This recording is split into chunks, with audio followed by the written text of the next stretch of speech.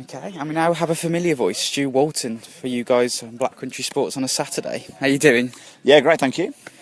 Just before we go into them, because I want to ask you sort of in depth of what's going on, Okay. but can you just let us know what's happened so far? We're in a second game of a double header, and so we played one game and we won that very close, 6-5 with a walk-off thanks to Luke Borton and Al Jones, and I pitched that game and I picked up the win. I think, is it a team of 9 people play per match, is that correct? That's right, there's 9 people playing at one time, but you also get we have lots of players today, so we've got lots of subs.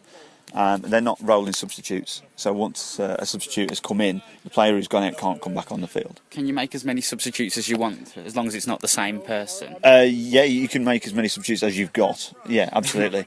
Sometimes you can travel. I mean, we do a lot of travelling at our level, and so it can be a bit difficult in terms of getting people to travel to Cambridge or whatever. But yeah, typically we can make as many substitutions as we want. Let's go on to what's going on now then. So, what innings are we in at this point? We're in the bottom of the second, and I think the score is 1 each, but I haven't really been paying that much attention. That's terrible. I feel awful. I want to sort of discuss what's going on out there on the field. Of course, the Stourbridge Titans are batting at this present time. That's right. And I'm going to say, obviously, it's the obvious position. You've got the batsman stood there who's essentially there to sort of, play the mind games with the pitcher and the catcher to try and sort of get the hit out there. Yeah. But the role I want to actually genuinely ask you about is these 2 extra sort of players that we've got stood either side of. Is it called the field?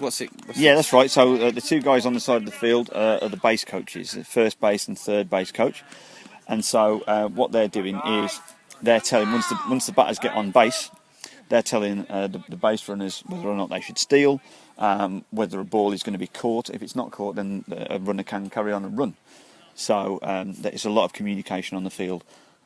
If you think about in cricket, the non-striker will call a run if it goes behind square, or vice versa. If it's going in front of square, the batter will call whether or not there's a run. And so it's just about providing extra communication for guys when you can't really see what's going on. So it's almost it's on-field management, but it's also it's very much a playing role as well. Yeah, and I think you also have the concept of them showing signs. So it's about sort of like bit secretive, sort of like trying to say to people, well, we don't want the fielding team to know that we're going to try and steal on this one, or that the batter's going to put down a bunt, which is like a little gentle hit to move the runners along. And so it's all manner of kind of communication. It's about paying attention to to what's going on, and you can never really switch off in the game. And also, we'll come back to you a bit later when the innings have swapped over. Yep. What's the thing with the music? It seems to be every time you have a new batsman come onto the pitch, do they have their own theme song? Or? Yeah, it's in the majors they do that, and so we try and have a bit of fun with that really. And some of our guys, great hit that is. Sorry. And so some of our guys pick their music, and for other people, we just pick things that we think would be funny. Let's have a quick talk about what just happened. Okay, sorry, I got quite excited there. It's fine. That's what this is about. One of our new guys who's come to training in the last couple of weeks. His name is Tom Bayliss, and he's just come up to bat. His first ever at bat, and he's just hit a double. So he's hit the ball over the third baseman, and he's managed to run all the way to second base. So that's a great start. Really bodes well for his future. That's good too. Future style Stourbridge Titans there then. We certainly hope so. And his brother Ted batted before him. He's made a good play in the field earlier on as well. So 2 guys who have got a bright future ahead of them. Actually, I should actually ask this to let sort of our viewers, our listeners at home know. Yeah. It's 3 out and then you swap innings. That's correct. Yes, absolutely. So it doesn't matter how you get those outs. I mean, you can be caught out, or you can be struck out. Or you can sort of be run out, I guess, in terms of like someone gets the ball to a base before you. But yeah, you get those 3 outs, and then it's your opportunity to bat again or to field again. So it's certainly a lot more involvement and inclusion. If you get out and then your day's not ruined because you get to bat again in a bit. So let's go to say the batsman now. He stood at is it the plate? That's right. Yeah, absolutely. You've got Paul Inslee at the plate, and he's absolutely laced one into centre field. Oh, it's been dropped by the centre fielder, And so Paul is going to run round to second base, and Tom from second has run all the way home and slides into home to score his first ever run as a Stourbridge Titan. And look at the smile on his face. Have you ever considered a career as a commentator? I would absolutely love it. I'm not going to lie. I would love that. That would be great.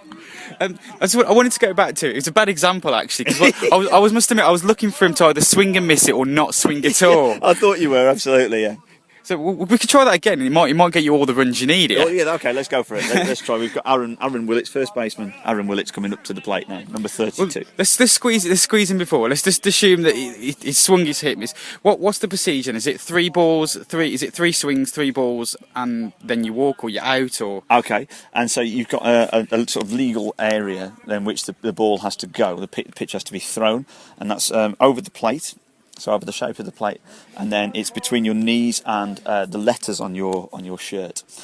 Okay, and so if 3 pitches are thrown in that area, then and you swing and you miss, or you leave them, then you are out. You are struck out. All right. If it's outside that area, it's what's called a ball.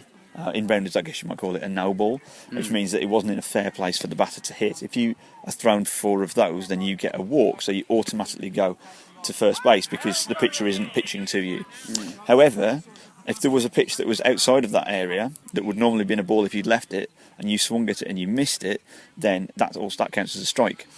So what you're trying to do as a pitcher is you're trying to make the batter think that it's going to be a pitch that he can hit, and actually it moves in the air or it's too quick for him, and as a result that he will swing at it, miss it, and then you strike him out on a pitch that he could have left.